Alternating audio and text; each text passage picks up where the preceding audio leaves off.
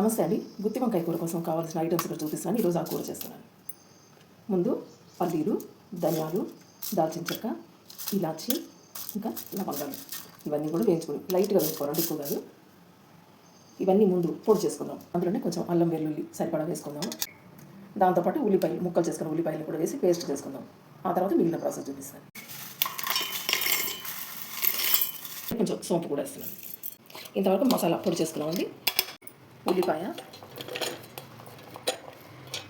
అల్లం వెల్లుల్లి,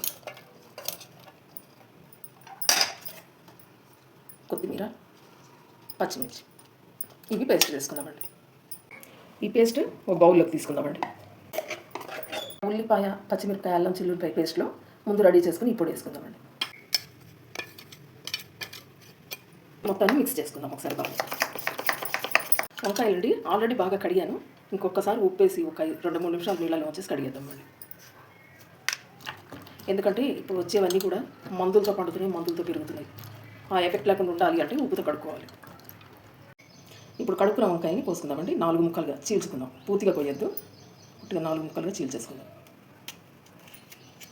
ఇట్లా పుచ్చులు ఏమీ లేకుండా జాగ్రత్తగా చూసుకుందాం. ఇలా చీల్చుకున్న వంకాయలో మనం రెడీ చేసి ఉంచుకున్న పేస్ట్ని పెట్టి పూర్తిగా నింపేసుకుందాం. తాలింపు కోసం నూనె పెట్టుకున్నానండి. అది వేడెక్కింది. ముందు సాజీరా వేస్తున్నాను.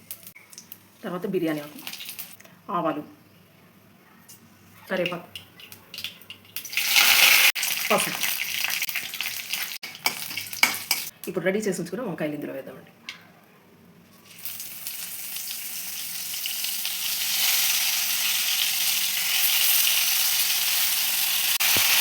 ఇప్పుడు కాయల్లో పెట్టగా మిగిలి ఉన్నది పేస్ట్లో ఉప్పు, కారం వేసి బాగా మిక్స్ చేసుకున్నాము. ఎందుకంటే ఇందాక పచ్చిమిరపకాయలు వేసుకున్నాము మనం. ఆ ఘాటు చాలకపోతే అప్పుడు మనం ఇందులో కొంచెం కారం కూడా యాడ్ చేసుకోవచ్చు, లేదంటే అది కారం సరిపోతుంది. ఇప్పుడు కాయలు కాస్త మగ్గిని చూడండి. నూనె కూడా కొంచెం తేలుతూ కనిపిస్తుంది మనకి. అప్పుడు ఈ ఉన్న పేస్ట్ని కూడా వేసేసుకుందాం మనం.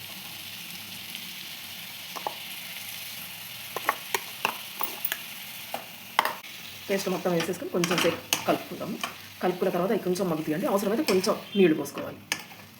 కొద్దిగా నీళ్లు పోస్తున్నాను. ఇది చక్కగా మగ్గిందండి చూడండి. నూనె అంతా పైకి తేలుతూ ఉంది. కాయలు కూడా కొంచెం మెత్తగా అయ్యాయి. ఇప్పుడు కొంచెం చింతపండు రసం పోసుకుందాం. ఇందులో చింతపండు రసం అండి బాగా కలుపుకొని మూత పెట్టేసి ఒక 10 నిమిషాలు ఉడికించామంటే కూర రెడీ అవుతుంది. ఇప్పుడు పైన కొంచెం కొత్తిమీర చల్లుకొని సర్వ్ చేసుకోవడమే.